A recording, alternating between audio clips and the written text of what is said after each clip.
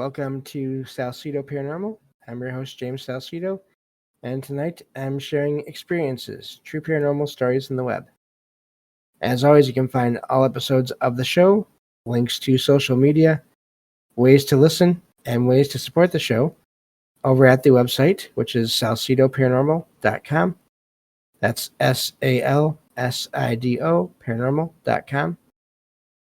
Support is never expected, but always appreciated, as there are expenses in making these shows. Also, please check out the links in every episode description. All the usual ones for Jen, the Arcane Observer, who's the co-host of the show, who will be coming back on Saturdays as soon as possible. She's just had things come up one weekend and then not feeling the best lately. Dealing with some kind of I forget what she called it now, but some kind of I'm not sure if it's a flu, but either way, she hasn't been feeling the best, so she wasn't able to make it on Saturday. She wanted to. She told me, just aside here real quick, that she could join me and just try to meet up whenever she had to cough or whatever. Apparently there's a lot of coughing involved going on there, and I told her no, it's okay. Just take your time, feel better, and then listen to the shows. So Jen, hopefully you start feeling better, and because I do miss having you on the show, but it's no fun if you can't enjoy it as well. So yeah, she is still the co-host of the show, and will return as soon as she can. So, but also, so please check out the links to her channel, as well as links to Michael Strange and the Troubled Minds Radio Network, KUAP Digital Broadcasting, as well as the show Troubled Minds Radio. And I want to thank Michael Strange for having me on the network with so many other amazing people, where you can hear shows from all of us 24/7 online for free. So I think that takes care of everything. So we can get back to these true stories here. Let's see. Get back to the document. So this one says, I have had, excuse me, sorry about that. I have had recurring dreams about my grandma, who passed away 2 years ago, every Saturday night on the dot. The dreams start in a dark room with no ceiling or walls, just pitch black. A beam of soft light appears, and my grandma floats down, not falling, but rather moving smoothly, like an elevator. When she reaches me, she changes the scene to a different location, such as a park or her old apartment. In these locations, we talk about everything that has happened that week.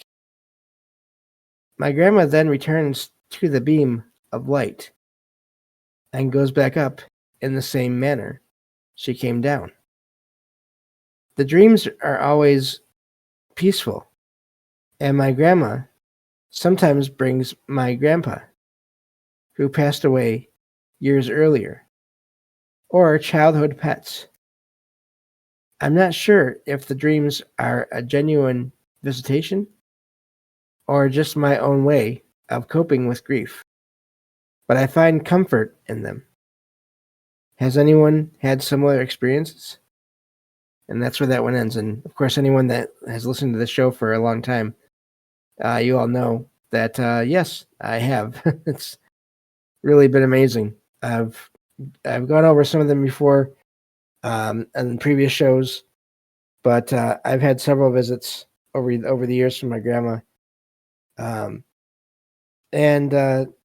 It's the first one was amazing because this story reminds me of this one because it felt like it didn't feel like an out of body experience where I visited the house where my grandparents used to live. It felt more like I was in a world that had been designed or made, or that's the best way I can describe it, that was made by my grandma for that experience alone. And so basically what happened is the whole family got together at the house, And of course, everyone that came and over to the house, which I was already there, is very much alive, except of course my grandma who had passed on not long before this happened. And now for the last 10 or more years of her life, she needed a cane or a walker to get around easily, um, or what to get around well. And but when she walked into the house in this visitation, because it felt like a visitation, uh, she did not use either a cane or a walker. She just walked right into the house, even though there's steps, and she felt real, whereas everybody else there just felt like part of the scene, part of um the just part of the surroundings, part of almost like a play or a TV show or something like that. And she sat down in her favorite chair and was looking all around at everybody, but she would every so often she'd look back at me and she'd just be smiling. And I could tell, like I said, she felt like she was there. No one else did.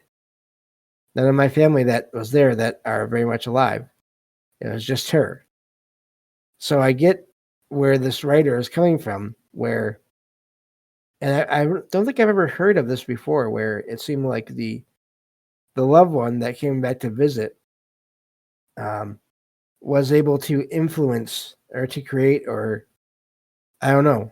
I mean, that's really create is the best way I can think of to say it. But to make or choose the setting for the experience, where the writer and their grandma would talk. Um, I do wonder, and of course, there's no way to know if there was any details.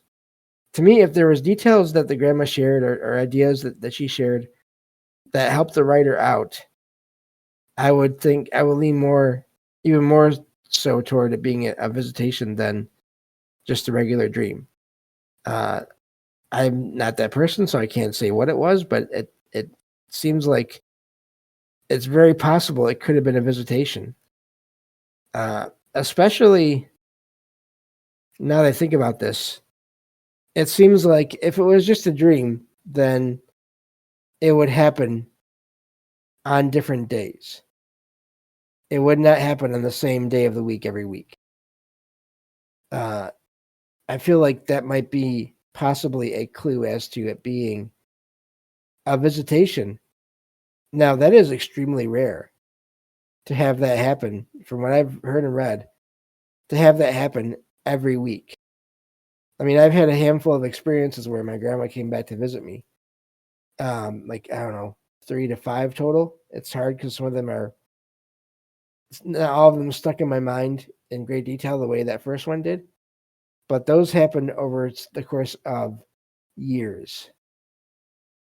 So, and not that I'm doubting this person's experience, because again, I'm not them. I don't know. But so I don't mean it in that way. I just mean that's an amazing amount of times to have that happen every week. So I thought that was an amazing account there of an experience that is still happening. So, and of course, I did see my grandparents together once in a visitation, but it's funny. I've told the story before too. Um, because I had fallen asleep in my chair while listening to a book about out of body experiences. It was Robert Monroe's first book. I'd fallen asleep in my chair back when I had a more comfortable chair to just sit back and sleep in. I'd fallen asleep and I found myself in my grandparents' house again. And all their furniture was there again. And I was there, but I was hearing this voice and it was talking. And it didn't hit me for some reason at the time that it was the voice from the audiobook. Because I didn't care. My grandparents were both there. And I could sense that they were both there. And I just wanted to get this voice to stop, to be quiet, so I could enjoy being with my grandparents and talk with them. And I wandered around the house trying to find the source of the voice. And I went right past one of my old laptops that was sitting on the dining room table. I really wonder now if I had opened it, could I have somehow stopped the audio from coming through into that experience, or would that have even mattered? I don't know. But either way, I didn't think about it. And eventually my grandma laughed out loud and said, "It's coming from you, James." As in the audio was coming somehow through me. Um, and I just stopped and I laughed and I woke up. Everything faded because that made sense. It was the audiobook playing through somehow, and it had, I don't know how that works, but I was still hearing it, I guess, somehow. And even though I was in some other level of consciousness or something, and it was still coming through. And I woke up and I was laughing because that's what it was. And my grandparents were both smiling like they already knew what was going on. So, and who knows? I mean, with those experiences, so often you hear how loved ones that they're not always going to say about a lot of things. Or they'll say one or two things that have great meaning for the living person, for the person that's here, but they don't always go into descriptions of what existence is like for them after the fact. So there are rare examples. I've shared a couple on the show over the years here in previous episodes, but again, they seem to be pretty rare. And again, I don't know anything for sure. I guess this is technically my disclaimer, as Michael Strange might call it in his show. But I don't know anything for sure. But this is just based on just looking into these accounts of these experiences. Not as of now, I look through them 6 days a week when I'm finding stories for the show. So even though I don't share all the ones that I find for various reasons, I'm still reading through probably a good, I don't know, 24 to 36 accounts of experiences per week. And that's not counting whatever I listen to for podcasts about experiences. So anyway, just to point out, I'd spend a lot of time looking into these things and comparing, finding patterns, but also differences. And for some reason, for me, that's fun. So that's why I do that so much. Moving on to the next one here. I need to be more careful when I am moving around. I bumped my hand on the table again. So anyway. Let's see. Moving on to the next one here. Now that I'm done rambling for now. It's a longer one, a little bit. So here we go. This one says, at around 10 p.m., my wife received a movement detection notification from security cameras installed at our rental property. She asked me to go to check if everything was safe and secure. I asked her to text if any more movement notifications came through. I arrived at the property around 11:30 p.m. and noticed a light on in the basement. Feeling uneasy, I walked around the outside, checking all the windows and doors, which were all shut and locked.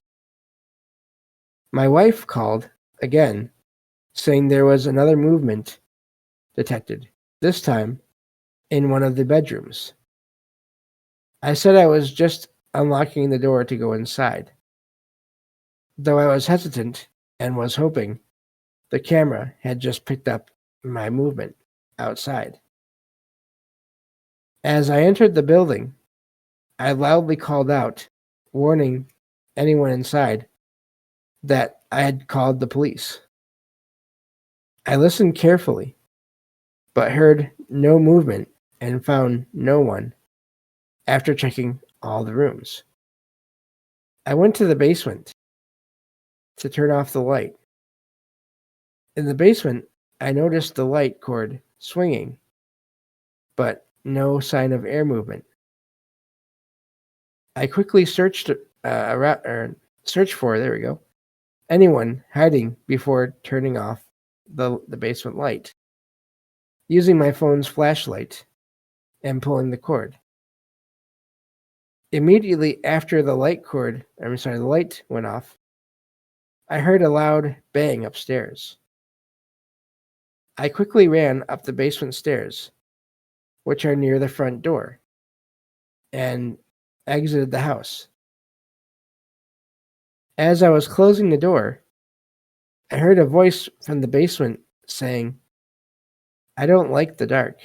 Please stay." I got back in my vehicle and started it. While driving down the driveway, I saw the basement light turn back on.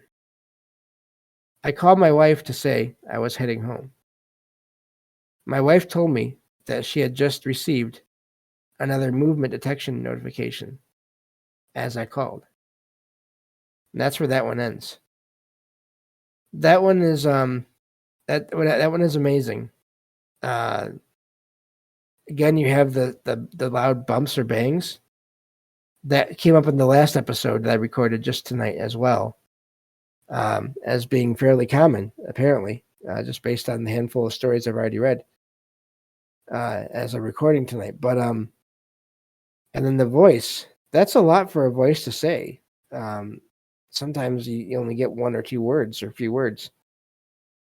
And the basement light turning back on, I'd really be curious about the history of that property or that house.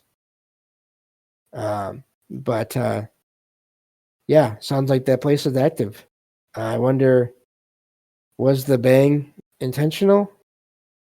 I don't know, but the voice seemed to be.